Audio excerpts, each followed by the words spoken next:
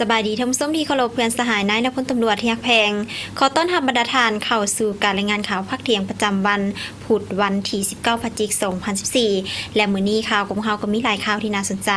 มานำเสนอต่อบรรดาทานอีกเช่นเคยข่าวทำอินนี้ไปเริ่มต้นกันที่ข่าวทานหัวหน้ากลุ่มใหญ่การเมืองป้องกันความสงบได้อบรมต่อนักกีฬาที่เกี่ยมไปร่วมงานแข่งขันมหกรรมกีฬาแห่งชาติครั้งที่10อยู่ที่แขวงอุดมไซในตอนบ่ายของวันที่18พฤศจิกายนปี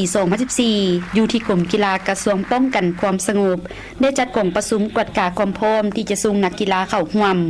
งานแข่งขันกีฬาแห่งชาติครั้งที่10ที่แขวงอุดมไซ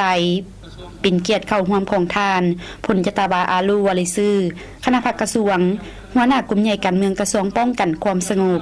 มีหัวหน้าอนุกรรมการคณะพิโซบกีฬาแต่ละประเภทพร้อมด้วยนักกีฬาเข้าร่วม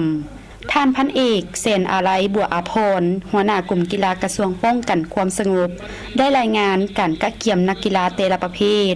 ซึ่งกีฬาของกระทรวงป้องกันความสงบแม้จะส่งเข้าร่วมมี23ประเภทกีฬามีอนุกรรมการครูฝึกนักกีฬาทั้งหมด573คนผ่านการกะเกี่ยมมาตั้งต้นเดือนกันยามาฮอดปัจจุบันนักกีฬาของกระทรวงป้องกันความสงบแม้นมีความพร้อมห้อยส่วนห้อยและจะเริ่มเดินทางไปที่แขวงอุดมไซในวันที่20พฤศจิกายนปี2014นี้โอกาสนี้ทานพลยตบาอาลูวาลิซือคณะกระทรวงหัวหน้ากลุ่มใหญ่การเมืองกระทรวงป้องกันความสงบได้ให้เกียรติอบรมต่อคณะรับผิดชอบกีฬาและนักกีฬาแต่ละประเภทจงพร้อมกันยกสูงความรับผิดชอบของตนในการชี้นำพานักกีฬาเข้าร่วมการแข่งขันกีฬาในครั้งนี้และพร้อมกันบุกบืนญาติให้ได้ชัยชนะมาสู่กระทรวงป้องกันความสงบตามคาดหมายที่วางไว้โตนักกีฬาโกเมนให้ตั้งใจฝึกซ้อมให้มีความแข็งแกร่ง